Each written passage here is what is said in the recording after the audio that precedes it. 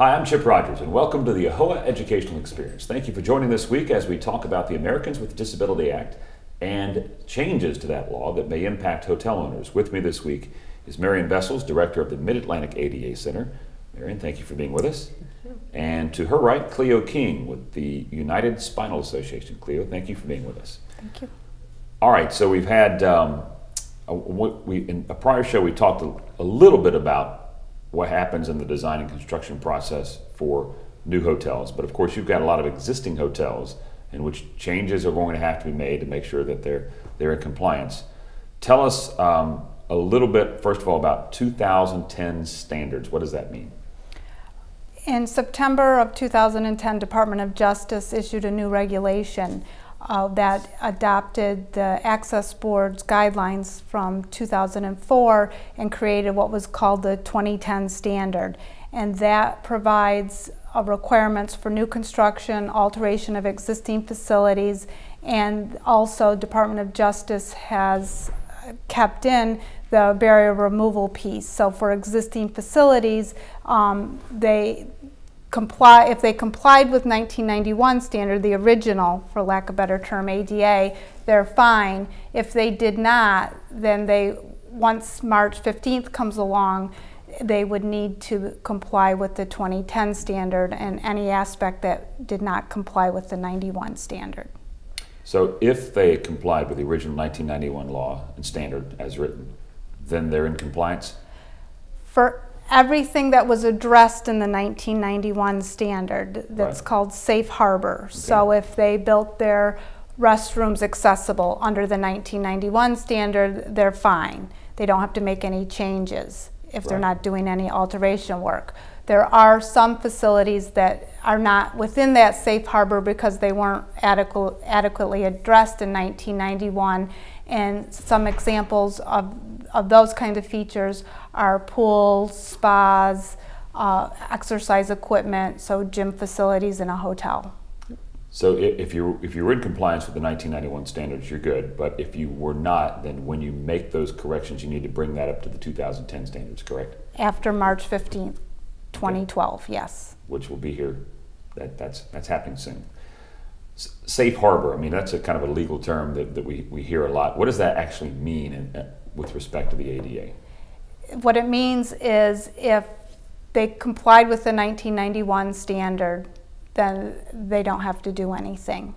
And they cannot be held liable. Right. A good example would be in 1991, there were 2 reach ranges. So for, say, a paper towel holder in a public restroom, depending on the approach, whether it was forward or parallel, you could either be at 54 inches or 48 inches.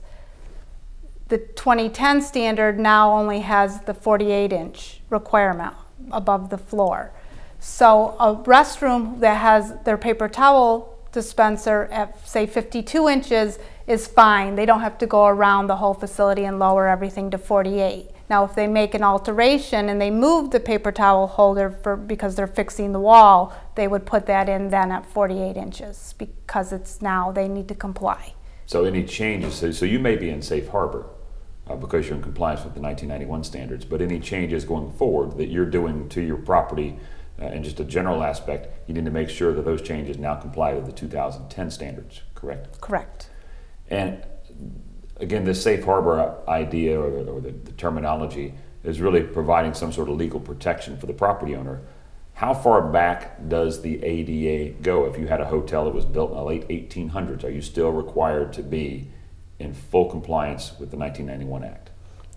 They had what was called readily achievable barrier removal. So if the barrier could be removed without structural damage or without too much difficulty or expense, is what the law said, then they had to remove that barrier.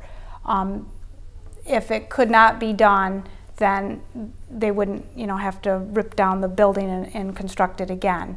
And again, that was from 1991 until now.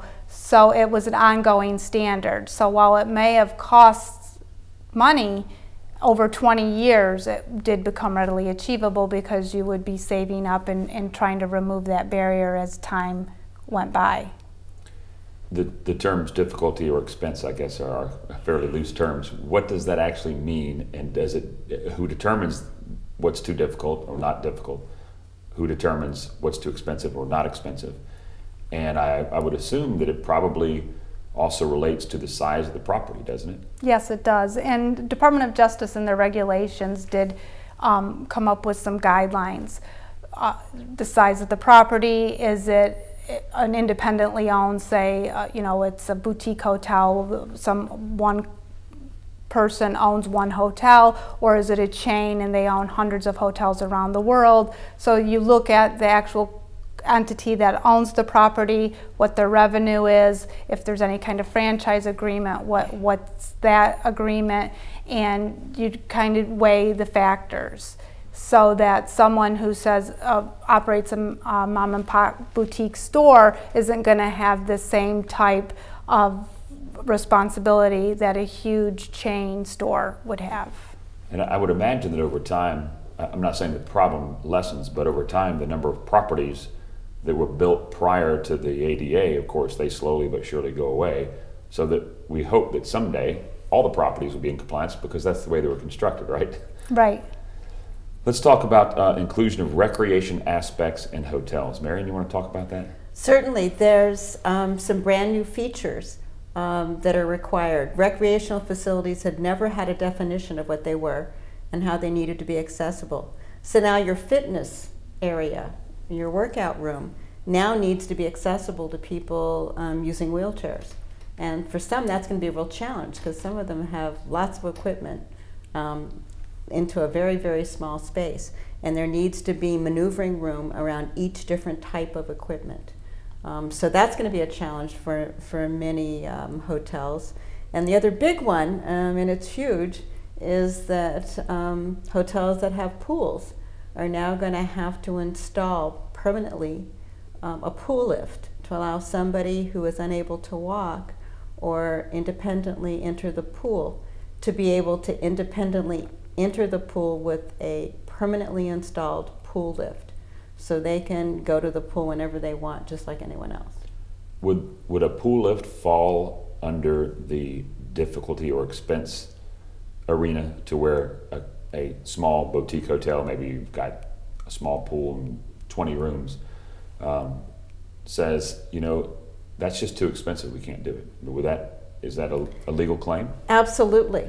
But they'd have to show, if they were challenged, right, that they didn't have the resources. And it might mean that you say that, we'll save up for 2 years.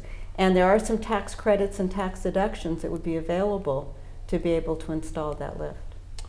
Got just a couple of minutes left in this segment. I want to get back to you, Cleo. Changes in communication rooms. What do we need to know about that?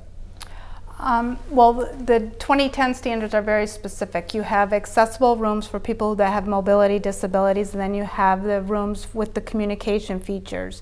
And at least one room has to have both, but you can't have more than 10% of your rooms with both. So it can't be that all your accessible rooms for people with mobility disabilities are also all the communication rooms. And also the regulations have a chart, depending on the size of your hotel, is how many rooms with communication features you need, and that is increased in the 2010 standard. So from a communications standpoint, what all does that include inside a typical hotel room? What are we talking about? Telephone, how to answer the door.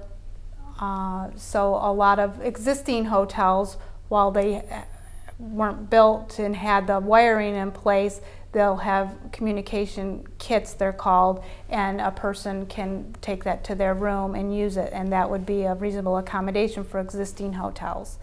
So, and of course, if a hotel is being built today and the communication feature, you may have a doorbell that lights up, so somebody is right there to enter the room, they can see the knock or the bell, and they know someone is there, because otherwise they would not hear it because they're deaf or hard of hearing.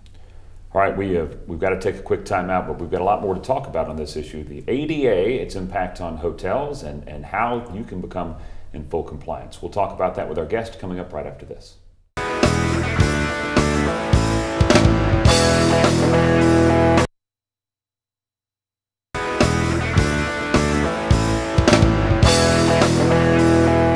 back to the AAHOA Educational Experience. I'm Chip Rogers. With me again this week, my guest, Marion Vessels, Director of the Mid-Atlantic ADA Center, and Cleo King with the United Spinal Association. Thank you again both for being with us today and sharing your wealth of knowledge.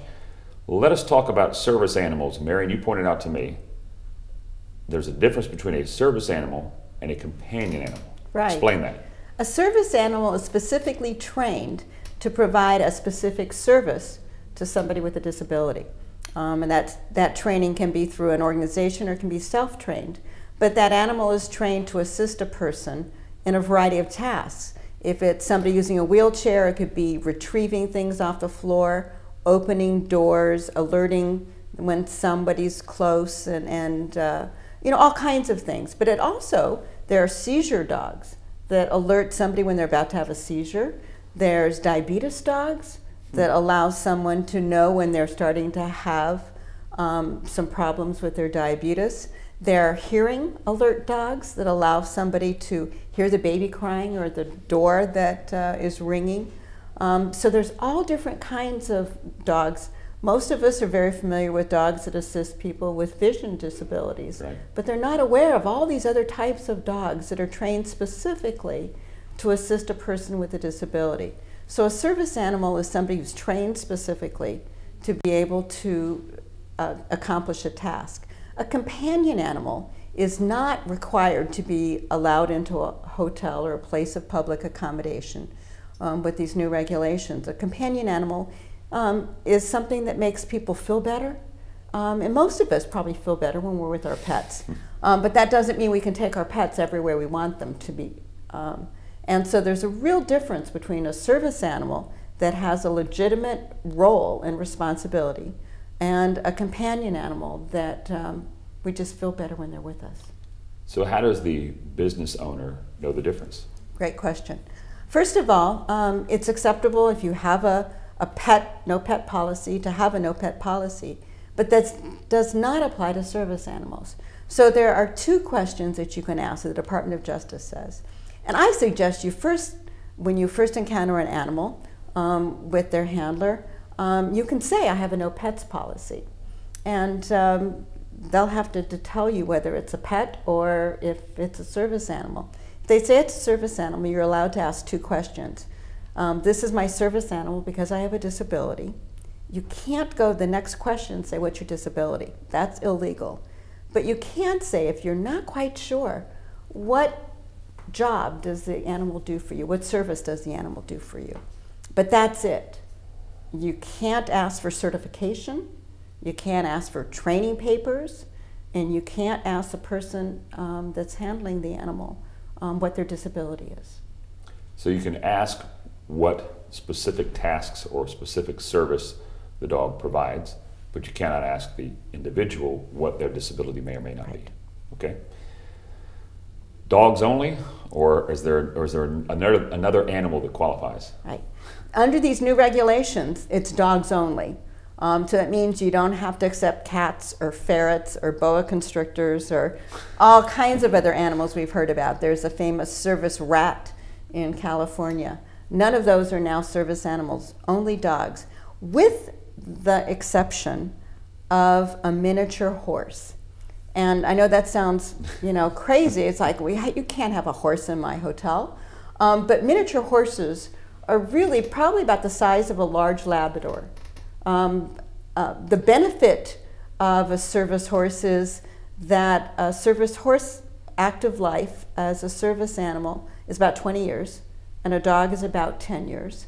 A service horse is very stable in its structure. So it's great for people who need the horse for support when they're walking and who have balance problems. And it's also hyperallergenic. And so for many people, that is also critical. Right. Well, so the miniature horse, I don't suspect there's a lot of people that use the miniature horse, but if you had a miniature horse and you walk into a hotel, the owner is probably going to look at you like, is that really a service animal? I mean, and so Cleo, if you're in that situation, I guess as the individual that has the miniature horse, you've got to be somewhat prepared to know those type of questions, or at least that type of inquisition is going to happen, right? Right, I would assume so. And you would answer the same questions. You would tell them, this is my service animal, and what their functions are. Right. And if even a dog or a horse is acting up, it's nipping at people, it's not being controlled by the owner, you don't have to allow it into the facility if you feel it's a danger to someone else, I believe. Is that an exception, Marion? Absolutely, but it's, you know, most service animals are much better behaved than most people's kids. And so, and not mine, but other people's kids. Right. You rarely will ever have a service animal that will, you know, be aggressive or bark. They're usually very discreet, and the only time that they usually even vocalize is when they feel there's a threat or a need to alert their handler. We had talked about this in an earlier show when we had a service animal on the show with us, but the amount of training that goes into this service animal is it's pretty amazing. I mean, it's not just something that happens in an online 3-week course. This is very intense training to bring this animal to the point where they are doing a job, and it's a very difficult job. Absolutely, and the service animal, many times you'll see, and I'm sure most of you are familiar, looking at a service animal that has a vest on or a bandana, but they're not required to wear a vest or bandana, but most people do because it shows that the animal's working. And when that animal gets its collar or its bandana or its vest, it's working. And you should not distract. They're beautiful animals, and sometimes they're just begging to be petted. But you can't distract them because they're doing a job. And if you pet them or play with them, that may be a problem for their handler. You may cause, you know, some real difficult situations. So you have to ignore them and let them do their job.